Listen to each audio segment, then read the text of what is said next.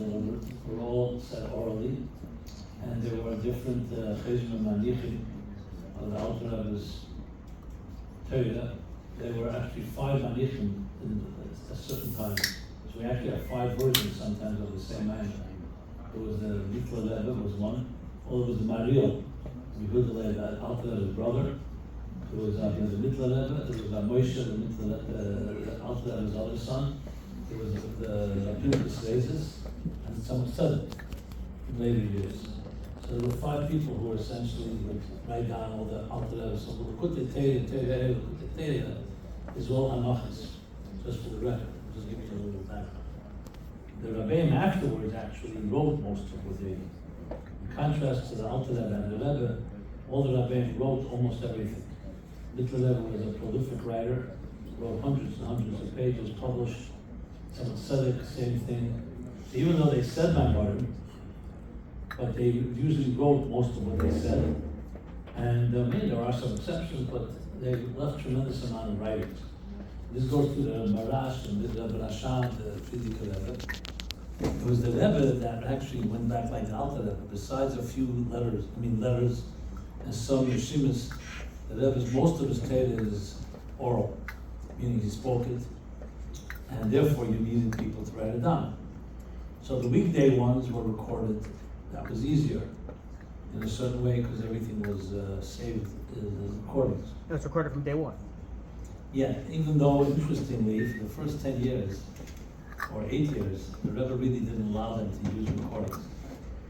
Even Fabrening, let's say, Purim, Yutaskis, of weekday Fabrenings, the Rebbe did not let them use recordings. Later they found out there's a recording of everything, but Rabbi El told me many times that they had to write from memory, even if Fabrening that was recorded. The Rebbe didn't want recordings, but they were recorded officially, but there's a lot of interesting They go back stories. and check their accuracy? You can now they have, of course. And they're accurate, but they're sometimes missing things because not everything was remembered. But they're very accurate in content. There's even there's a lot of stories about how recordings when they didn't understand something, so they asked the Rebbe to listen to a recording. But then after 1958, 59, 60, I think that's when the Rebbe basically changed that. They could just use the recordings. Now, mind you, writing a recording wasn't easy because you still have to organize it in a structured way. But then Shabbos and Yom Tov were, of course, there were no recordings and no notes. So here the Chazorah came very, very prominent. So from the day one, Rabbi Yoel Khan was a Bocher. He was on the boat when the Frierdiker Rebbe passed away from Israel. He was coming from Israel. And he, the Rebbe told him to stay here, and he became ultimately the chayzer, the main chayzer. So I wasn't around, I wasn't even born yet. So those years he both remembered and wrote the Fabrengens. But as the years rolled on, it became harder and harder. It's very hard to keep writing. So in the mid-50s, early 60s, there were different bochrim, different kufas, different periods that would help either write or the chazara, and that's how. So the actual process was like this: the Rebbe would speak. I'm talking about Shabbos and Yom Tov now. The Rebbe would speak, and the chayzrim, whoever was in each period. I became more involved in the mid 70s. 75, 76 is when I started really getting involved.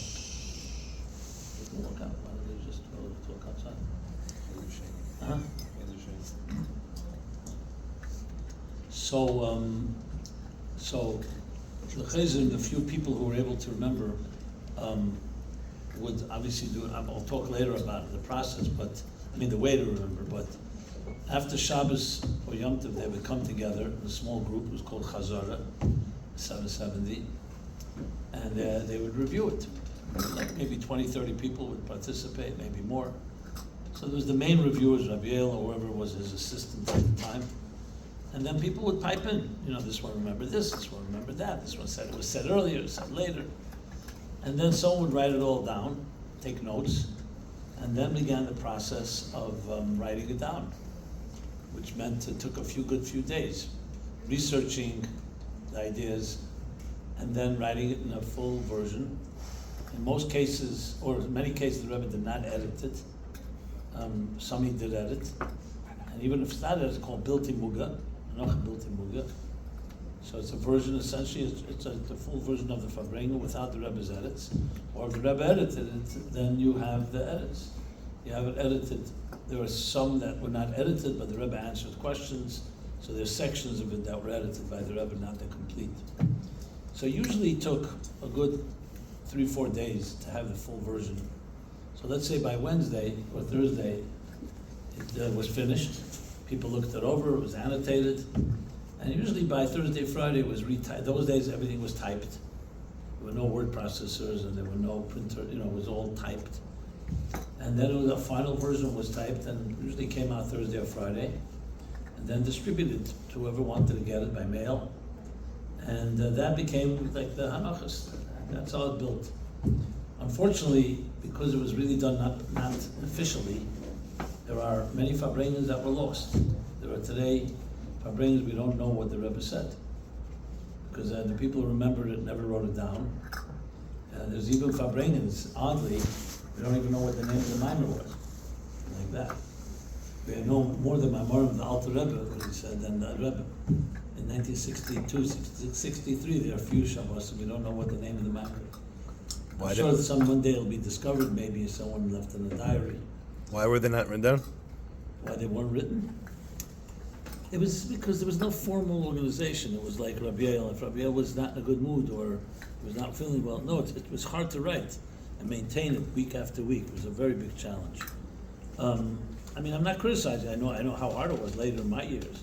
But as the years rolled on, more and more Bochum got involved. They wanted to make sure that everything was preserved. I would say after late 60s and 70s, in my time already, 74, 75, there was no Farbrengen that was not recorded. You see, like in Teres Menachem, a lot of the early years, there's a lot of... Well, slowly they found, because remember, people did write personal notes, people wrote letters to their families, things they heard. So you could piece together. See, a lot of them look like, when you read through the Teres Menachem, a lot of them are like some of them are very much, PC and... I came on board more or less 75, 76. At that point, it was already more of an organized, but it was still Bochum. Bochum are Bochum. They're very reliable till they're not. And then they get married. And once they start dating, forget about it. Then they get married, and there was always like this period between when one Bochum got married, they needed a new one to take over. And there were no formal transitions. Remember, this was a labor of love. It wasn't like a whole organization raising money. Actually, when I got married in '83, so I was the first one that stayed on after marriage. We got Beryl Weiss in LA. He basically paid my salary. It was minimal. It was like a total salary, like $250 a week. But it was enough for me to live. And I continued. And that's when it became much more established. We started raising money, and then we had subscriptions. Remember also, this is full-length sichos in Yiddish or Hebrew. It was limited how many subscribers you were going to have already. A few thousand was maximum. You didn't have tens of thousands. But that was the process.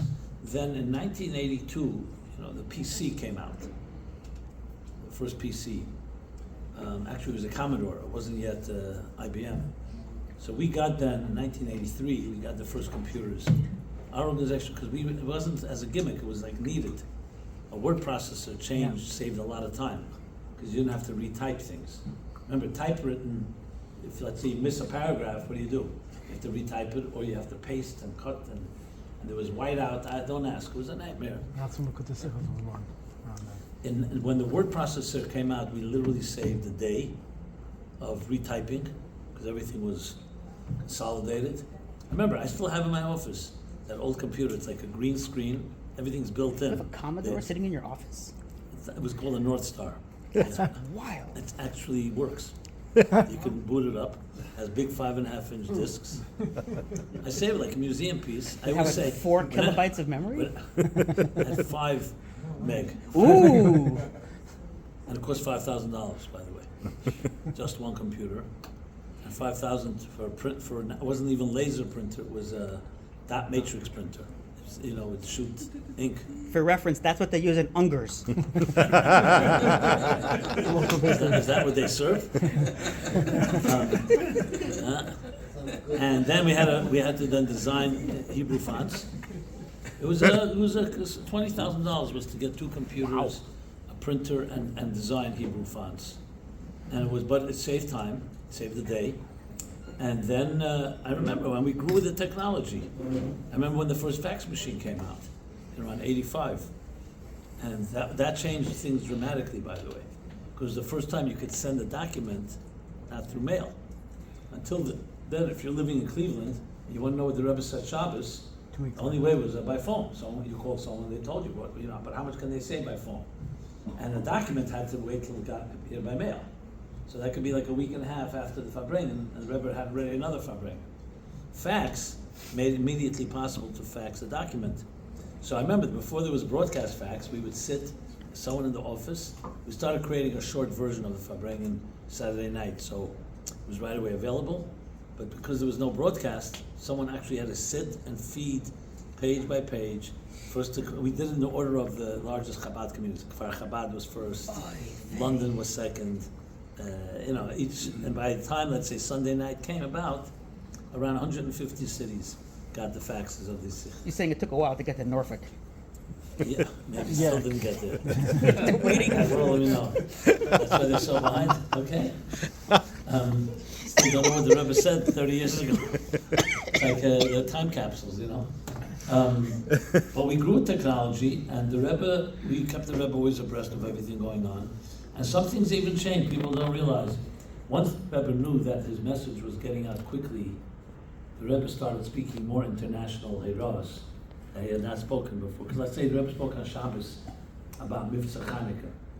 He knew, by phone it could get to Israel, but in writing, once the Rebbe knew it was in writing right away, you could see there were things he said that were like, I remember once he spoke about the children going there and bringing them to the Kaisel.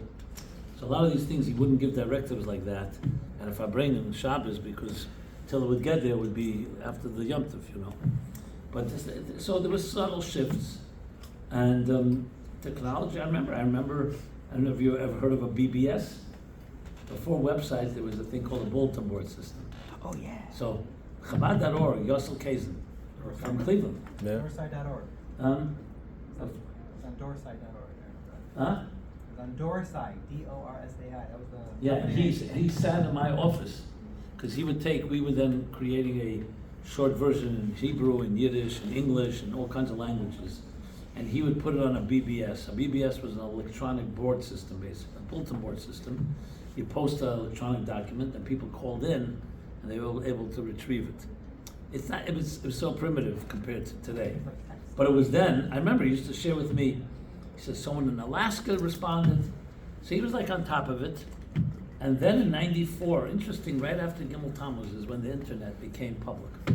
There was already internet for universities and others, but '94. I remember, because when I wrote Toward a Meaningful Life, I remember Kazin told me, you gotta put an email address in there. I said, what's an email address? I promise you. He says, electronic mail. I said, I have enough mail, I don't need more mail. He said to me, it's the future, the wave of the future. And so we did it. I just did it because but then I remember there was CompuServe, Prodigy, and America Online. I remember we chose Prodigy because it sounded best. America Online became the most popular one. Then was, dial-up modems, with a screech like that, very slow. And everything evolved. I remember I loved it because I saw technology as being a tool to quicken, speed up the distribution and the production.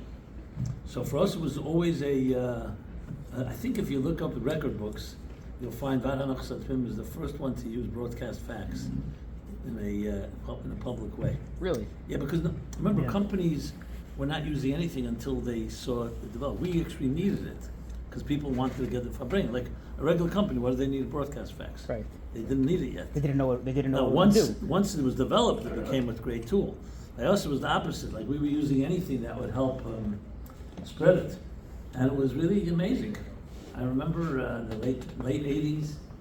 We would have like 20 guys sitting Saturday night and Sunday, translating into Italian, into Persian, into, you name it, Dutch, German, Russian, the Sikhs of the Rebbe.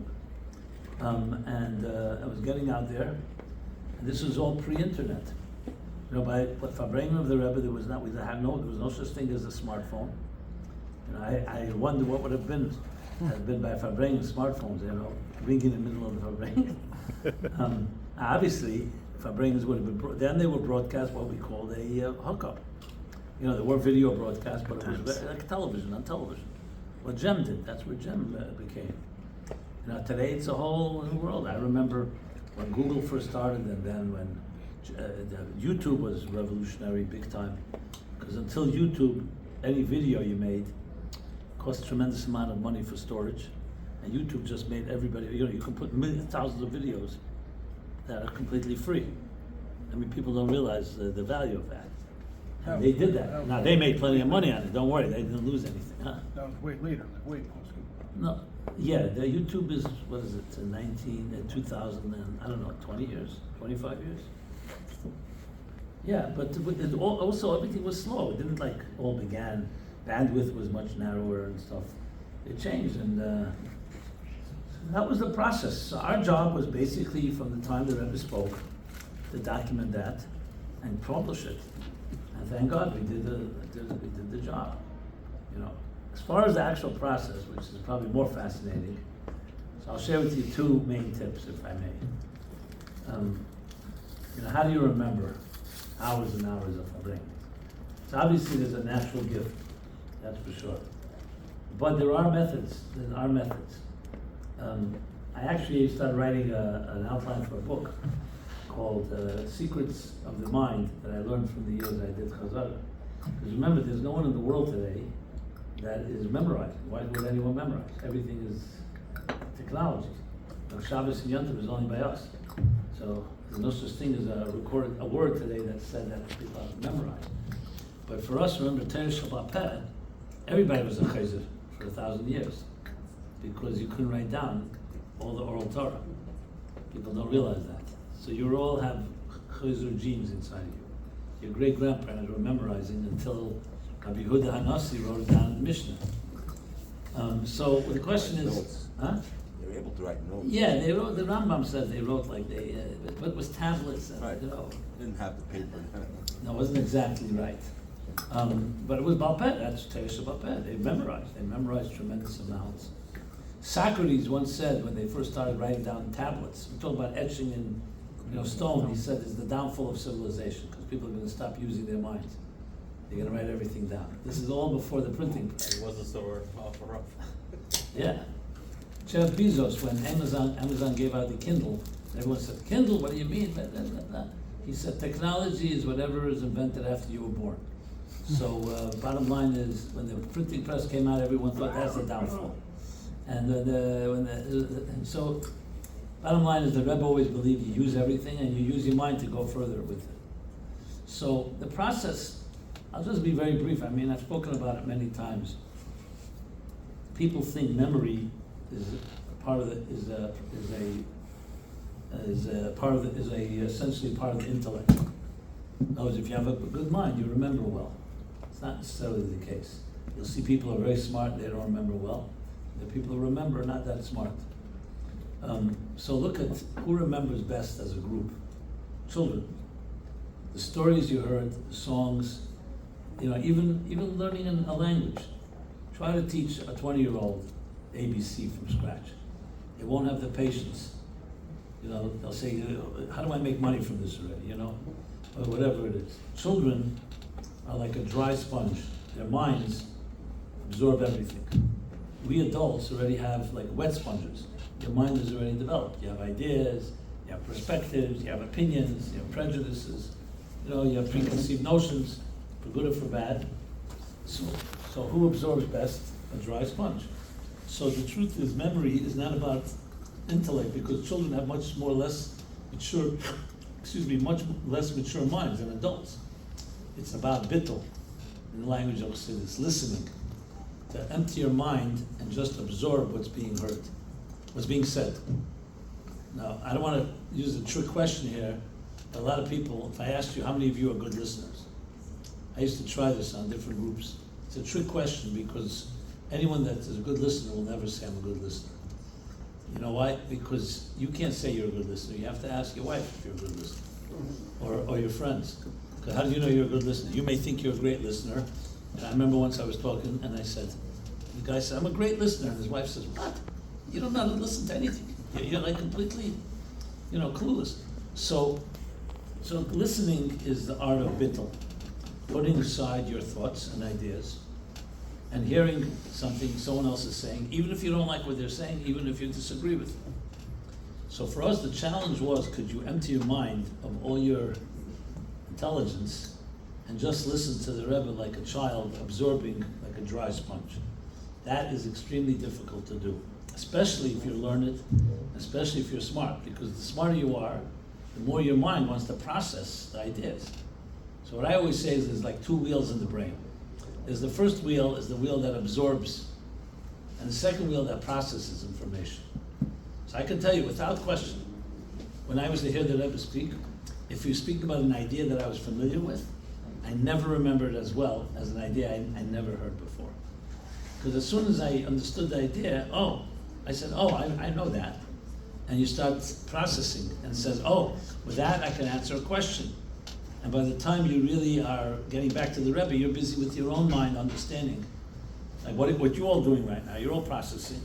You're listening a little, but you're mostly processing. That's how it is. I mean, I'm trained, so I know how to. So it's very difficult to just listen without processing. This is the strange counterintuitive fact. The less you understand, the better you remember. Does not make sense, right? You were Does it make officially sense? trained, or you? No, I just trained on your own? myself. I realized that's the way to go. There was no training. Either, I learned it on my own. And that was interesting because I remember if I'm bringing, like today, I remember it so well, I could repeat the whole thing. Because the Rebbe spoke then an idea that I never heard before. And the Rebbe never spoke about it before. So when you're speaking, everything I heard was new. And that's the dry sponge. As soon as it's an idea you already know, much more difficult. Listening with Shema. Yeah, it's also really emptying yourself, total concentration. And I can tell you, it's transformative because it teaches you how to empathize more. You listen to people, you hear things that others won't hear because you don't let your mind get in the way. If you're sitting with someone and having a disagreement, tell me, why is it this? I'm not getting personalizing or making it into a fight. But if you disagree with someone, it's very hard for you to hear their argument because you disagree with them.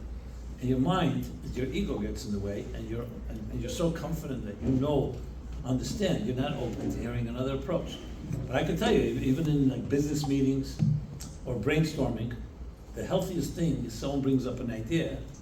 Even if you're confident that's a great idea, it's always good to stretch the idea and say, what happens if we did the opposite? You'll say, why are you doing that? Because that's how you really challenge an idea, and you come away with the best conclusion. So even if it's a great idea, it's always good to challenge it and hear a counter argument. And that's you see the Gemara is like that. Look at the Gemara. Someone says something, right away the other guy says, how do you know? And he brings a different proof, and he brings in this case, and then that case, and there's an exception, etc., etc. So that process, this doesn't mean we didn't process, he processed later. So the real job was to empty yourself, and just be like a clay reikon, it's called like an empty container, as much as possible.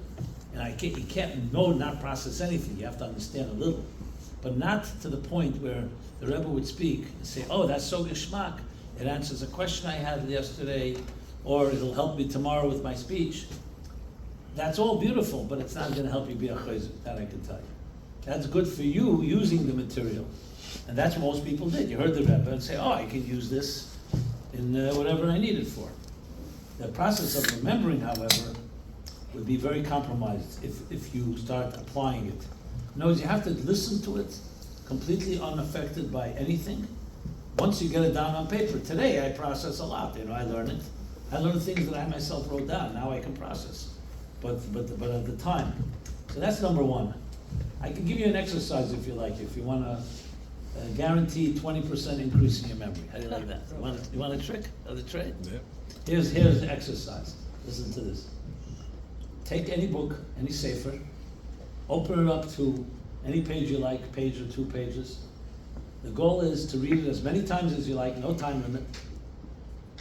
And then close the book and write it down on a piece of paper, not word for word, the flow of the ideas. Just express what you just read. Okay. I've done this with at least 5,000 people, not in one shot, small groups of 40 over the years, and always the same results. It's amazing. Okay, so before we start the exercise, I tell people, so tell me, guess, give an estimate. How well are you going to do? If let's say 100% means 100% perfect replica of the ideas, or 0% is nothing. So most people say around 75-80%. That's what most people say, which makes sense. Nobody ever gets 75-80% the first time. And we start the exercise. You see right away the guys that think they're the smartest in the room. They do it very quickly, and they sit down with their hands like this, like waiting patiently for the slower minds, that they think are slower. And after 15 minutes, everybody's pretty much finished.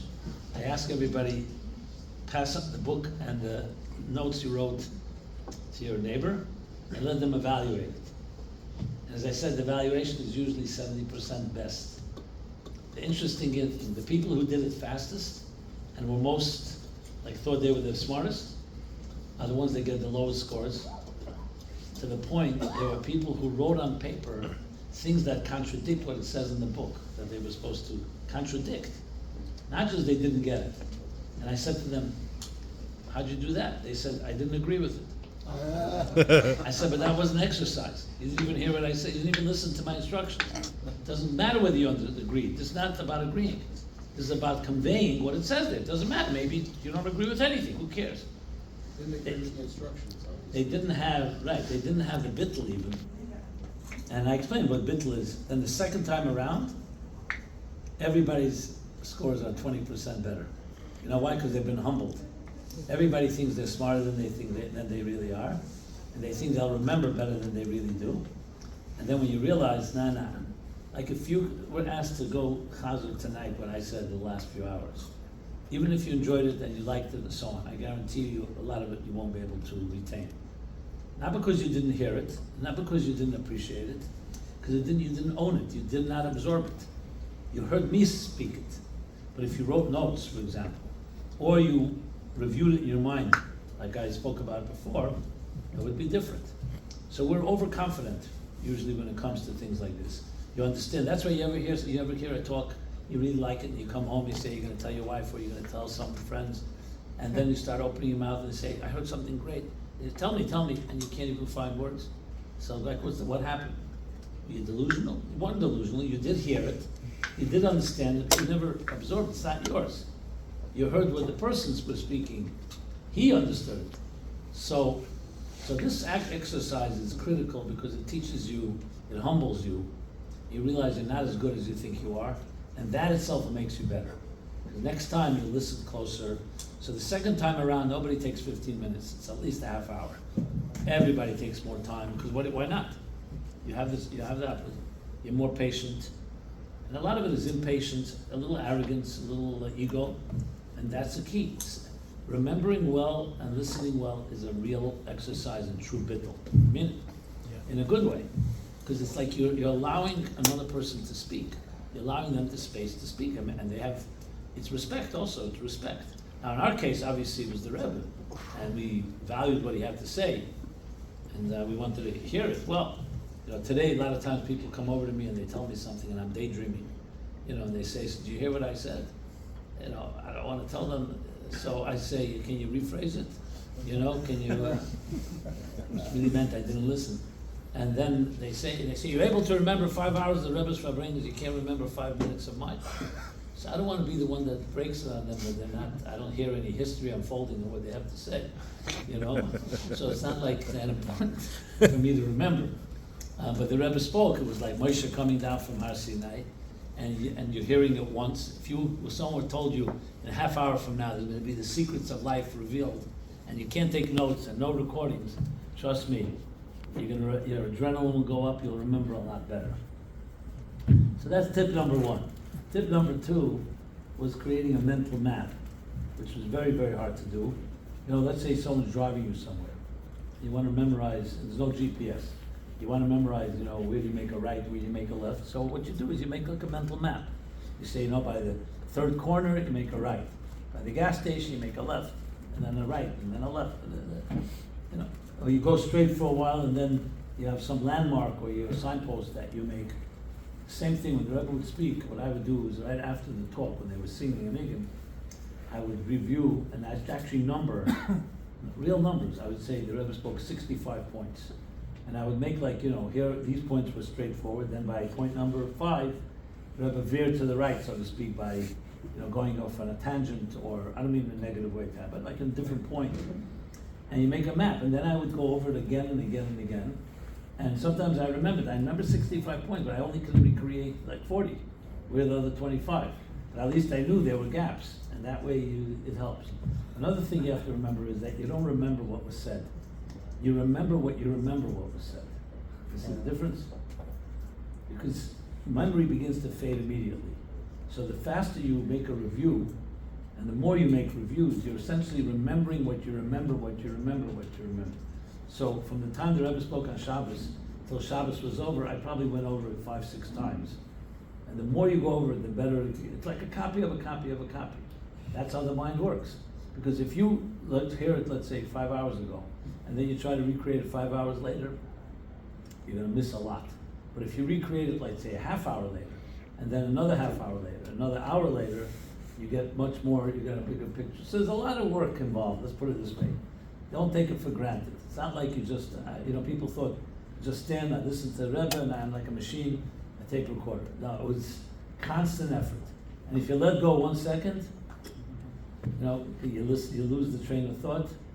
The hardest part was often the end of a fabring, because the mind gets tired. Because this is exertion. I mean, it's real exercise. This is like, you know, you're really working hard here. You're constantly working on focusing, absorbing like a sponge. And then at the end, by the end of the fabringen, you know, you really have to put a lot more effort, because you don't feel physically tired, but the mind is like you know, it's been really taxed, and it was hard. I remember some fabringen were very difficult. Simchas Torah was the hardest one, because it was very noisy. The shul was like a chaos.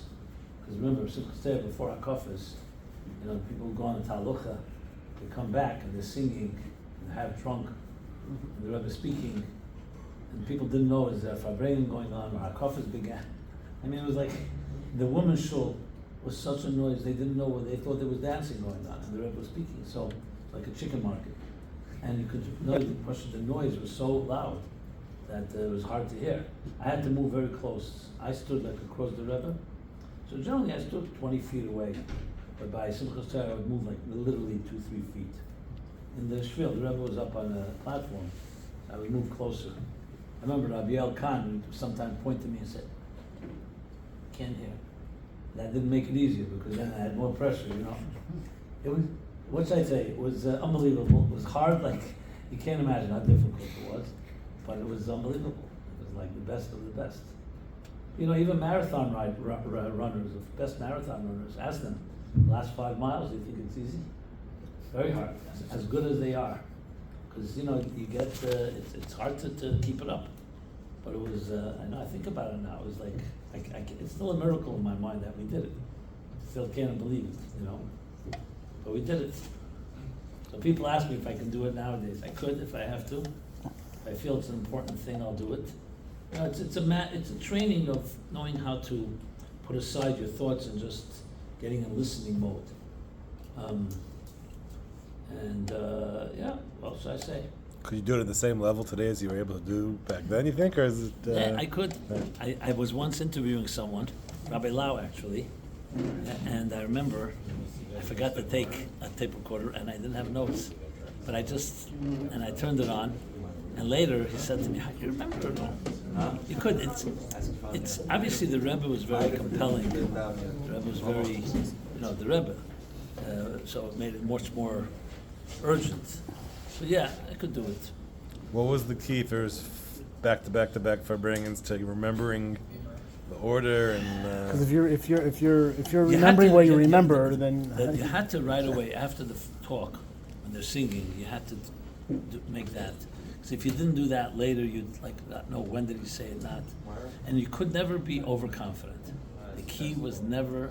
Sometimes I would listen. I say, "Oh, that's an easy sikha," and I said, "No, don't say that." I'm telling you, it's true in life in general. You know, when you get too comfortable. how many people were doing it at the same time? Very few could do this on this level. Rabbi Yael was excellent. How many were you that you were able to compare? Like 3, 4 at maybe the end? maximum. Why didn't you have a A closer lot of system? people helped us. You know, there were people like he said, slug up. You say, they'll tell you They what you filled in said the wrong. blanks. But to do it was not that easy. And people have been asked, why don't you split it up? Why don't you this one do half hour? This doesn't work that way. If You can't couldn't have somebody come in as a closer for the last hour? No. This is not, no. No, let me put it this way. If you can't remember half hour, you can't remember 5 hours. Fair You can't enough. remember 5, you can't remember half hour. It's nothing to do with, it's not, remember also the mind is not a hard disk. It's not a hard drive where you run out of memory. You know, that's not ever an issue. It's about focus, concentration. To me, a big factor was I felt really that if I don't remember, it will be lost forever. I had that like feeling. So that creates a certain sense, you know, your adrenaline takes, adrenaline's a big factor here. Adrenaline's a tremendous factor. And it motivated you to do better rather than to get panic. Oh, yeah, for sure. and give up. I felt that for sure. I remember at end of Fabrengens, because also I wrote. Since I was writing, I knew if I don't really put my energy, later is going to be murder because I'm going to not be able to recreate it. And that's like that was like a nightmare scenario.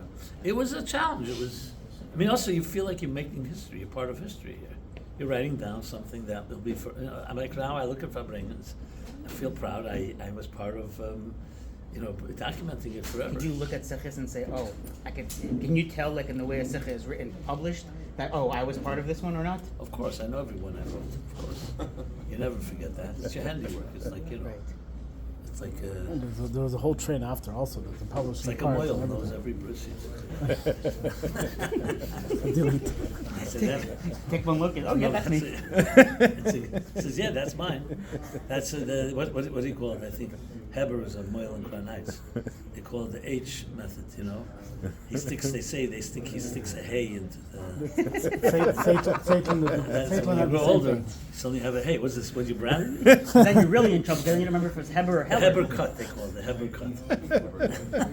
Rabbi specifically asked for it to be written down, or they just assumed that it was going to happen? No, it was clear that anyone who was a chassid wanted to document what the Rebbe said. Right. But for so many years that Rabbi nobody Yael did it told though. me that the first mimer, Bas Lagani, and the second mimer, they didn't know what the Rebbe would write like the other Rebbeim did. So he actually they all wanted the Rebbe to write. So he didn't write it down. So the Rebbe asked him, what happened, why don't you write down the mimer? Is that how it started? So he said to the Rebbe, he thought the Rebbe's going to write it down. So the Rebbe said, no, why don't you write? So he said, well, the first mimer was too complex. The second one, we said l'chaim. He was like giving excuses. And the Rebbe looked at him and said, are you all right? Like, did you drink too much? Like, who are you talking to? Like, he was trying to give the Rebbe excuses. The Rebbe said, are you all right? Are you drunk? Did you drink too much? So Rabbi Yael realized, stop playing games, and he went and wrote it down. Rebbe was like, he's telling the Rebbe it was too complex. And this, Rebbe said, it's funny, I know.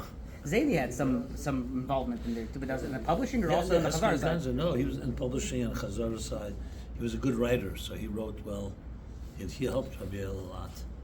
It was now I go back, I feel like, I don't take it for granted, but now, you talk about it. So which years were the gaps of where we don't have the Fabrengen? The early 60s, 63, 64. That's when Rabbi Yael stopped?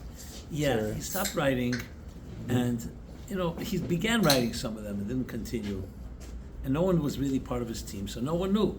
Later, someone found after he passed away, they found in one of his jackets, they found notes from a Fabrengen from 1960 or something. So those are accepted. Those are. Yeah, and then there are others that wrote like letters back to home, so they've been able to piece together a lot more. They found a lot of stuff, not everything, but a lot.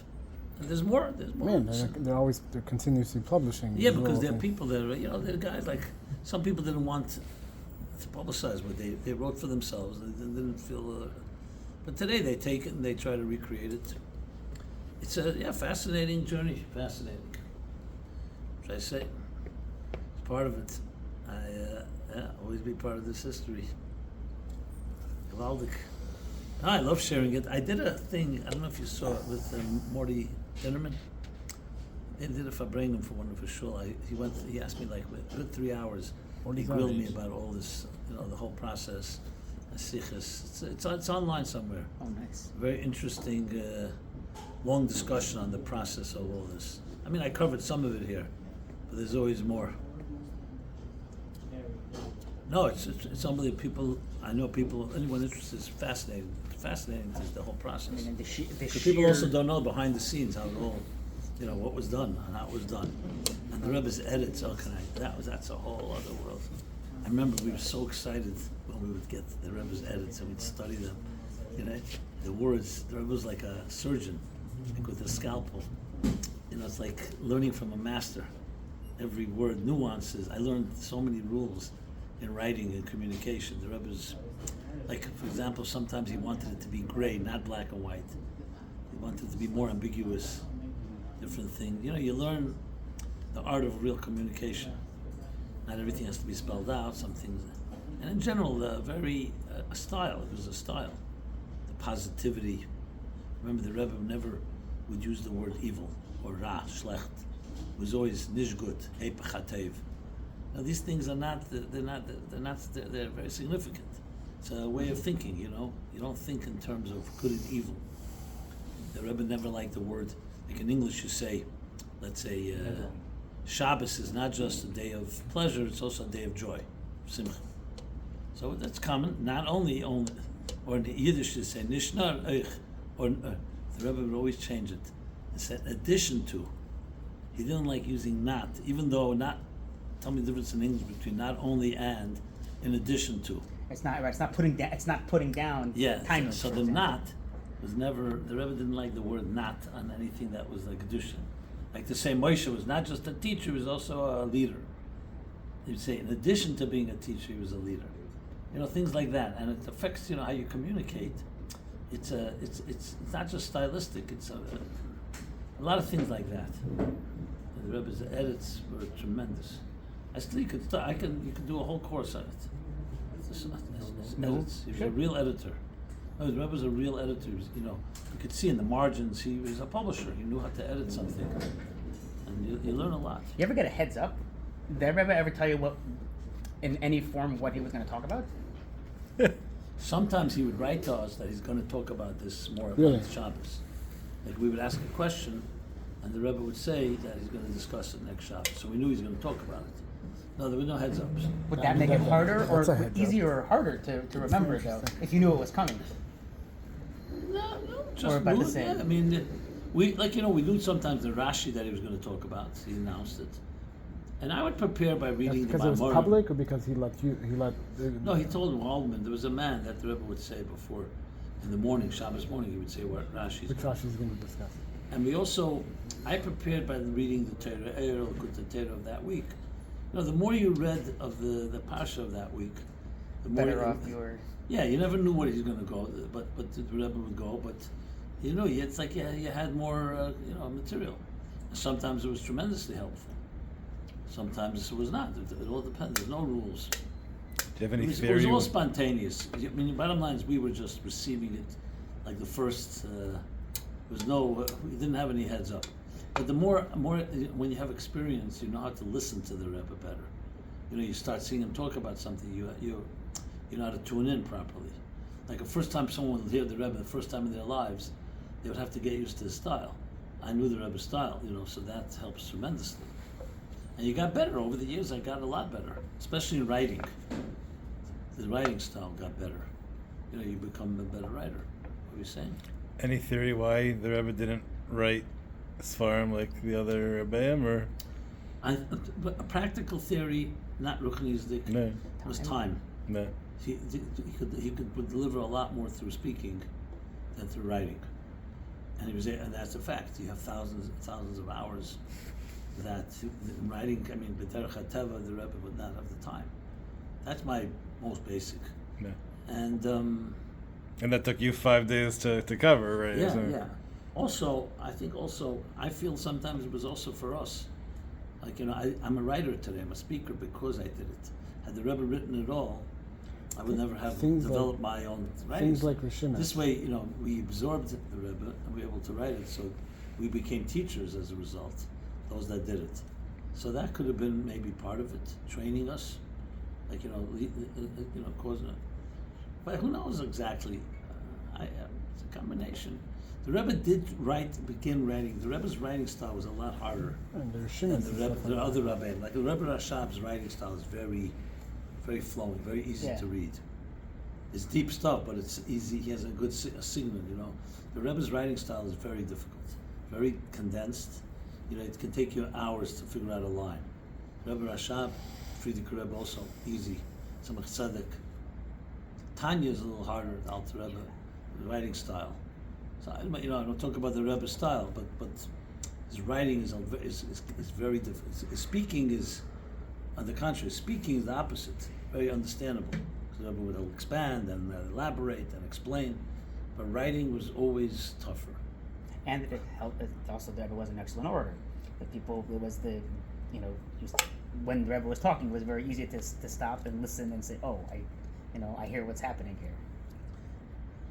Yeah, they say the Rebbe's father also was a big orator, was a big speaker, would speak for hours, but his father also wrote beautifully.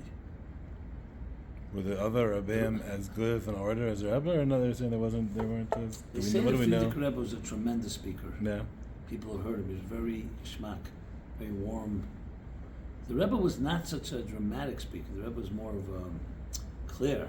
Very clear. But like his tell the story was like, the Rebbe was not that emotional. I mean, there were times he was, but it was far more technical in a way. Like, wasn't as charismatic in the speaking. You had to work hard to understand. The Rebbe did not make it easy. It's not like, like some speakers, they jokes and humor. And the Rebbe was very serious in this stuff. Why the Rebbe didn't speak more in English? What, spoke more English? Why? It's not his language. I mean, again, b'derech hatava, he could speak. For what? For whom? He spoke his language. For the people today. Why do all the Rabbeim speak in Yiddish? They didn't speak in Russian. They speak. Yiddish is the language that they're comfortable with, and it's the language of Torah. I'm not. For generations, that's the language of Torah.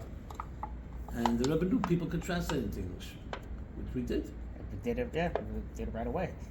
Yeah. And over Free the- translation.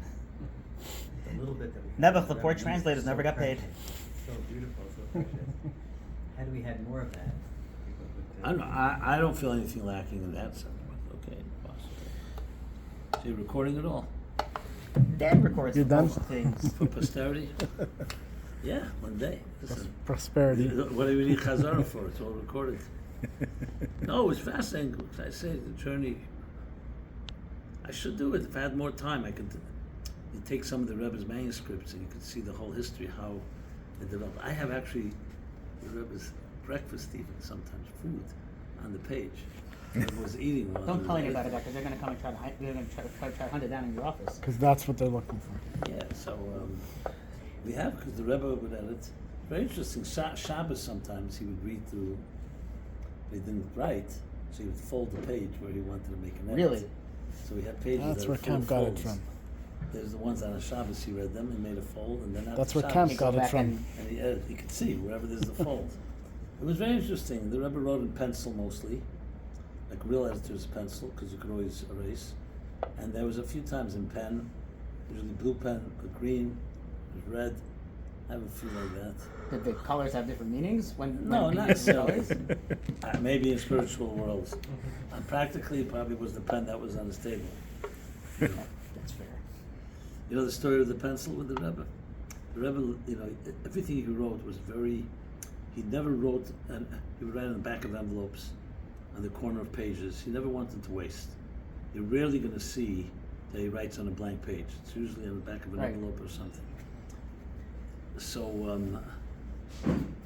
So also the pencil, the Rebbe would use a pencil until it was Down to the nub. like Yeah, a yeah. nub. The secretary, Rabbi Rothstein, his name was Chaim Leib Rothstein. could not stand that the Rebbe was struggling writing with a pencil like this. So one day, he just confiscated all those little notes. And nothing to be found. He also had a sense of humor. The Rebbe comes to his office and he's looking for a pencil. Nothing, they were all gone. So he calls in Roshstein, he says, or maybe Roshstein was there. He says, what happened to the pencils? So he started looking with the Rebbe, they're looking. And then Roshstein, he takes out a circus pencil, Big one. like for Like the and 3 Rebbe- foot inch The Rebbe thick. burst out laughing. He understood. He got the message. Not those the big ones. The massive Oh, yeah. with the big eraser. Yeah. You buy for kids like Uh-huh. in a carnival, in a circus or whatever. And the Rebbe was laughing, and then he returned the Rebbe. He saw the Rebbe. He just wanted to make the point that you don't need. You can, I think the Rebbe even said, "No, the garnish." The expression, either nothing or all Right. everything. All or nothing. Yeah, all or nothing. I just heard another story. I mean, it's not connected, but it's very interesting. Also, a sense of humor. The Bochum, would walk the Rebbe home, Right. especially later in Karnaitz. So one day they're walking, and suddenly there's a pack of wild dogs on President Street. There was wild dogs, stray dogs, and they all got scared. The Bochum, so they didn't know what to do. But the Rebbe's right there. Anyway, the Rebbe looks at the dogs, and the dogs run away. So the Rebbe turns to the Bachram and says, "Who's protecting whom?" It's a good one, right? What did you have to say, what? Who's protecting whom? Wer his Vemen. That's what the Rebbe said. Yeah, I thought that was My father told me that back in when it would snow, the Bachram would walk the path from 770 to the Rebbe's house, so that Yeah. the Shilohs were walking in the snow or whatever, so the Bachram would take care of that for him. Yeah, but there were times it was there was, I remember, very icy in New York. You couldn't walk. It was like glass. It was really icy. Mhm. And there was once the Rebbe was walking, very difficult to walk. They walked close to the Rebbe, but I mean he managed. But it was a very it was Yud Shvat, I think, Shabbos, one morning, and your mamish couldn't walk. I don't know if you remember those type of streets. You ever? Well, we always know Yud Shvat's always the coldest day of the year, except for Chafei Shvat. No, but I mean, you ever walk on these streets when it's like ice and your mamish can't walk? Yeah. It's like there's no Montreal. I've done it traction. a few times walking from here to Vesdel with the Shabbos. Yeah, here too. You have that. Yeah. You can have it, sure. You have big snows here. When it snows, and if you're on the University Heights side, because they don't plow anything, that's a little bit better in Beechwood. How do you really But feel? They do the How do they plowing plow? of the sidewalk. Oh, because Yeah, when because they're University Heights, anti-Semites. they don't have as much They're budget. anti-Semites. Stuff in the snow. We just, Yeah. Because they're anti-Semites. for sure. Okay. I mean, that's a given. It's in Ohio, after all. Beechwood. Where are we right now? Beechwood? Is it Beechwood? Yeah, I believe we're in Beechwood. yeah, it's Beechwood. So most of the people you live. I live in University Heights. Where do you live, Dan? Beechwood.